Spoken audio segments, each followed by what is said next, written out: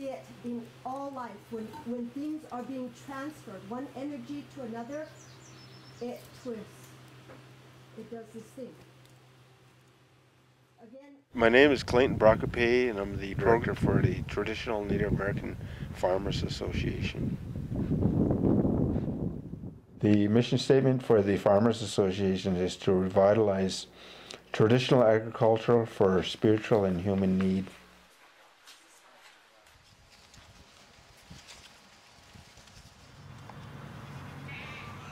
This course has sort of evolved over the past 15 years.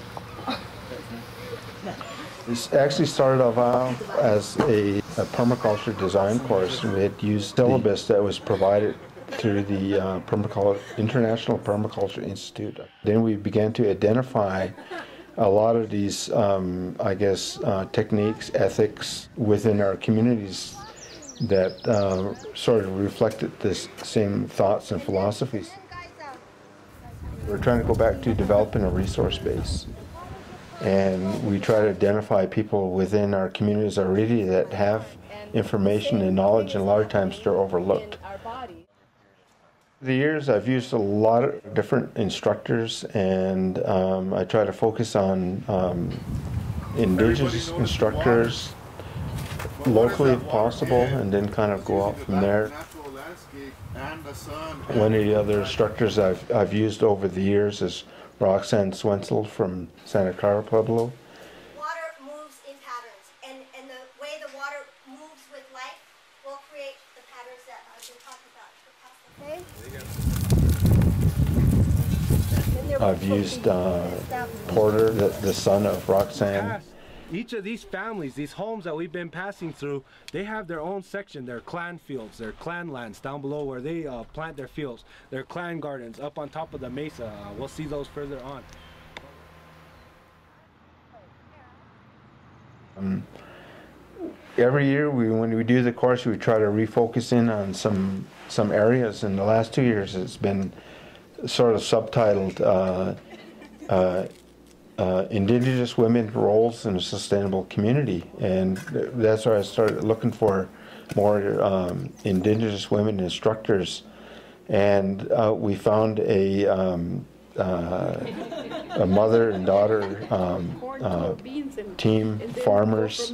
Their names are Emerita, which is the mother, and Margaret Compost. They have a farm in Budo, New Mexico, which is just north of here. I think we all need to stay centered and keep strong.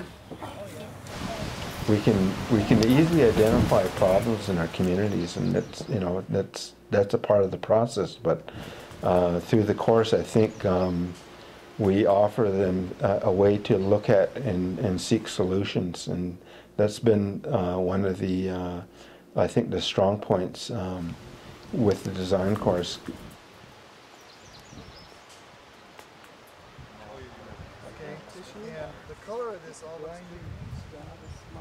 It's about listening, feeling, seeing, and doing throughout the full day, and that seems to be a method that that works best for us. Told you it's at 200 and it's kind of got overcast. This is the south side of the house. It has a tremendous amount of glass. You'll notice that almost all the windows are on the south side.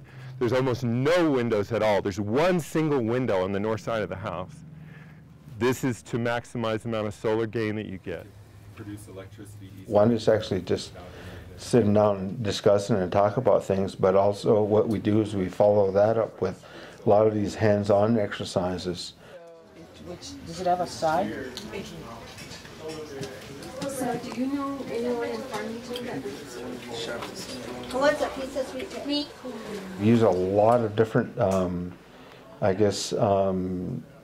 transfer of knowledge in a lot of different ways. The course is more about how each of these topics or disciplines should be and have to be integrated into a sustainable community.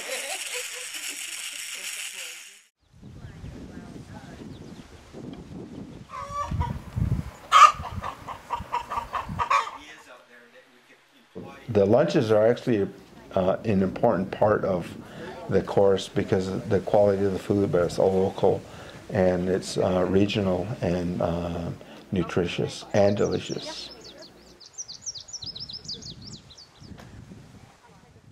Students from a number of different states in the U.S., outside of New Mexico, Arizona, California. We've had students from Oklahoma, Wisconsin, Minnesota, Michigan, and students from Canada, Central America, Mexico, and South America.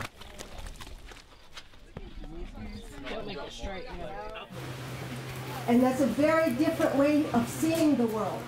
I think the challenge is for everyone is to actually start really examining those traditional systems within our communities and start looking at them a little more closely and seeing how those ideas, those philosophies, and those techniques will be able to keep us healthy on into the future.